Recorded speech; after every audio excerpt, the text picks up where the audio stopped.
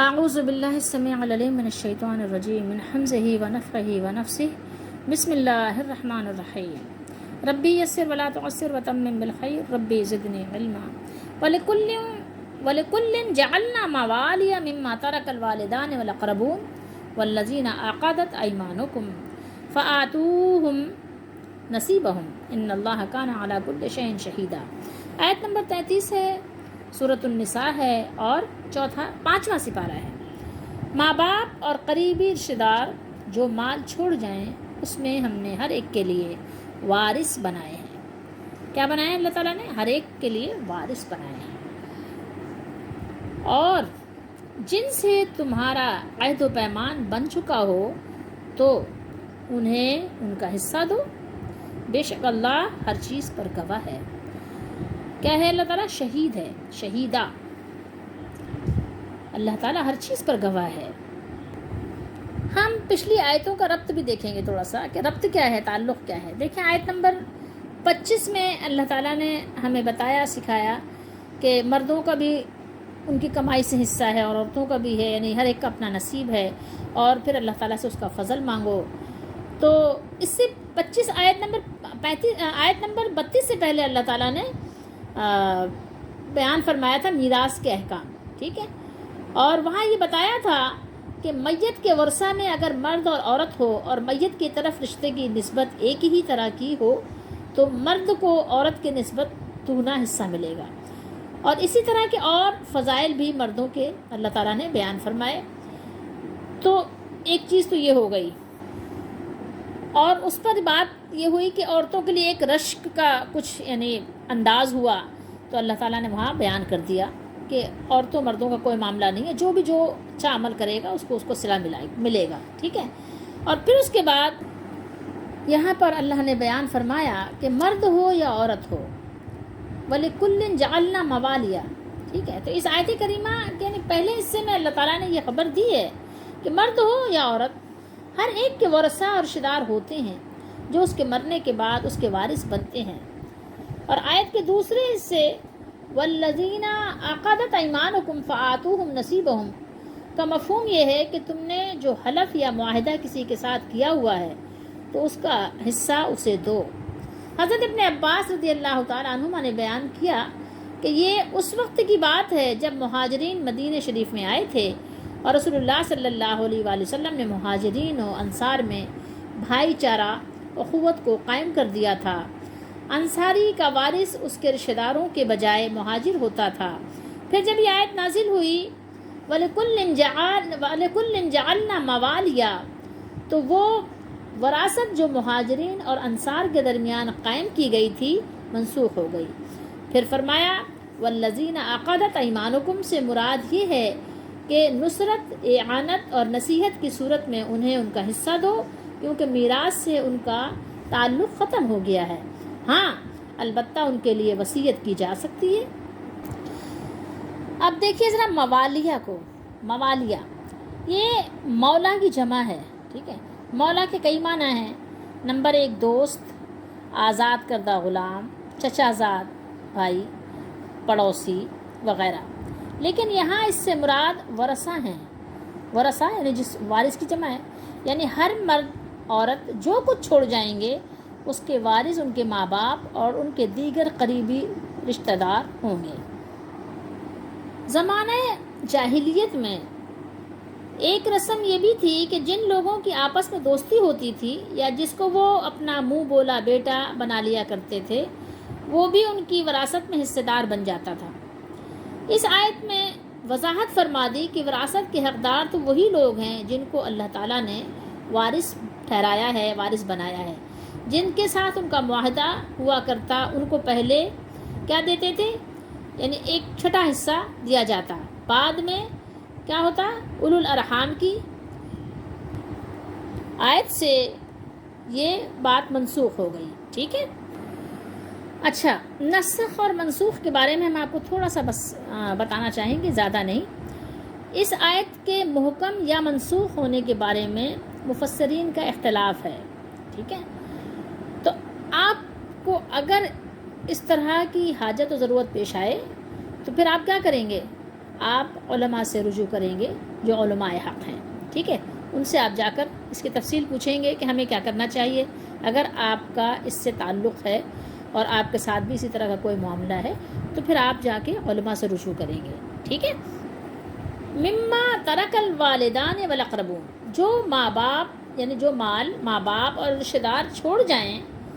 یعنی والدین اور رشتہ داروں کے ترکے میں میراث کے لیے ہم نے حق دار مقرر کر دیے ہیں، یہ بات ہو گئی۔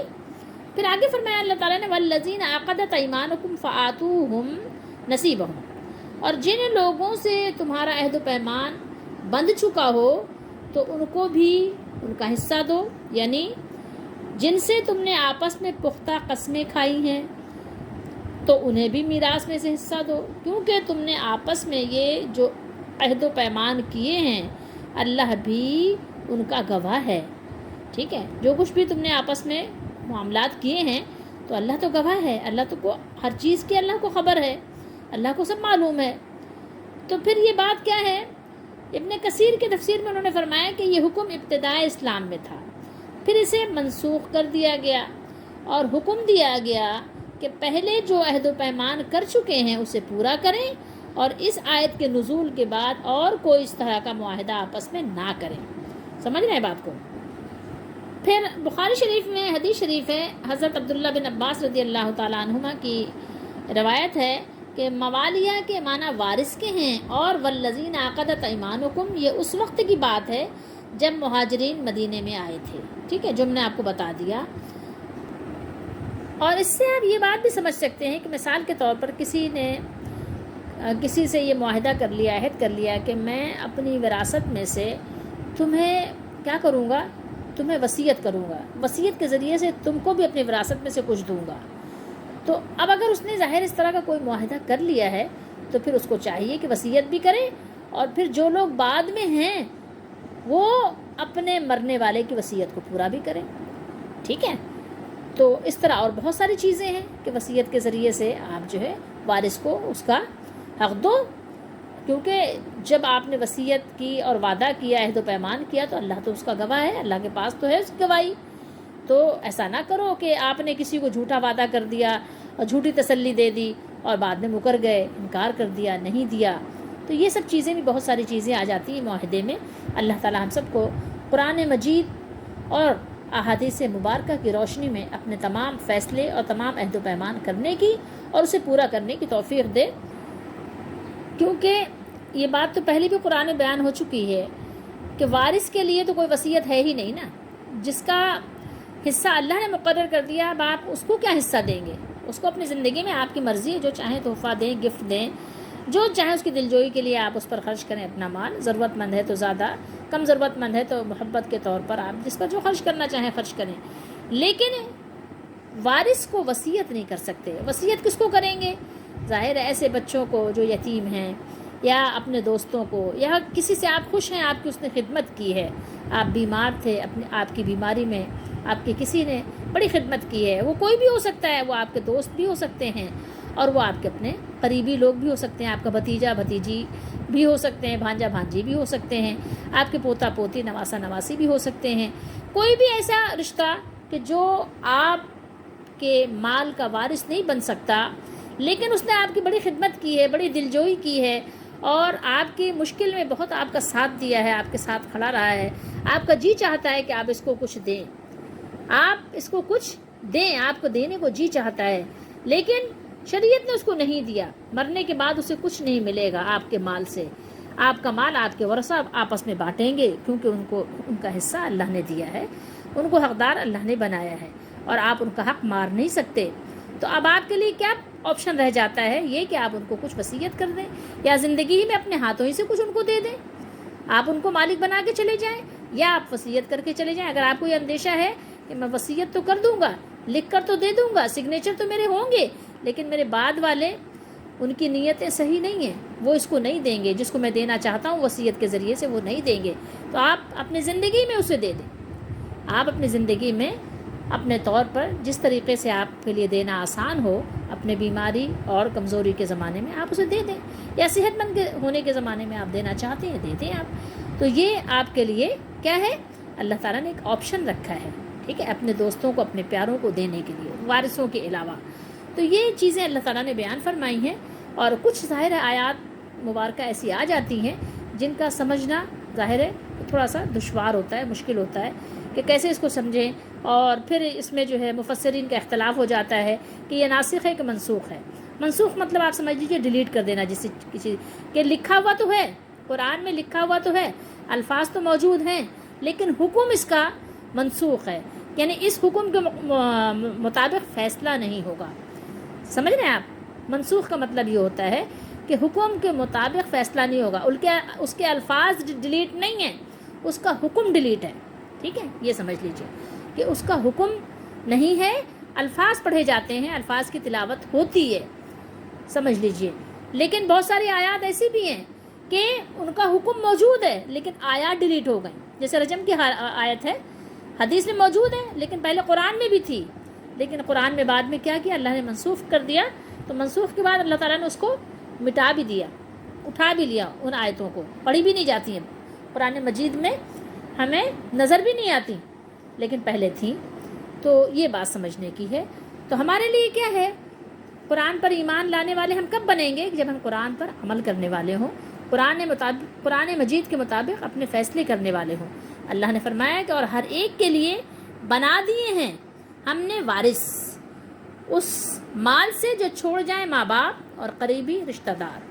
اور وہ لوگ جن سے بندھ چکا ہے تمہارا عہد و پیمان۔ یہ عہد و پیمان یہی ہے کہ آپ نے کسی سے وعدہ کر لیا کہ میں تمہیں دوں گا، ٹھیک ہے، یا میں تمہارے لیے وصیت کروں گا، ایسا ہوتا ہے نا، وعدہ کر لیا تو پھر کیا ہے، تو دو انہیں ان کا حصہ، بے شک اللہ تعالیٰ ہر چیز کا مشاہدہ فرمانے والا ہے، یعنی ہر چیز کا گواہ ہے اللہ تعالیٰ، شہین شہیدہ، ہر شے کا اللہ تعالیٰ گواہ ہے، اللہ سے کوئی چیز چھپی ہوئی نہیں ہے۔ تو ہمیں چاہیے کہ اللہ کے حکم کے مطابق اپنے فیصلے کریں اور جو وعدے کریں پورا کریں، کیونکہ آپ نے جو وعدہ کیا ہے، آپ کے وعدے سے بھی، آپ کے عہد سے بھی سوال ہوگا کہ آپ نے عہد کیا تھا پورا کیوں نہیں کیا۔ عہد بھی ایک بہت بڑا پارٹ ہے اسلام کا۔ تو اللہ تعالیٰ ہم سب کو قرآن مجید کے مطابق اور احادیث مبارکہ کی روشنی میں اپنے فیصلے کرنے کی اور اس کے مطابق عمل کرنے کی توفیق عطا فرمائے۔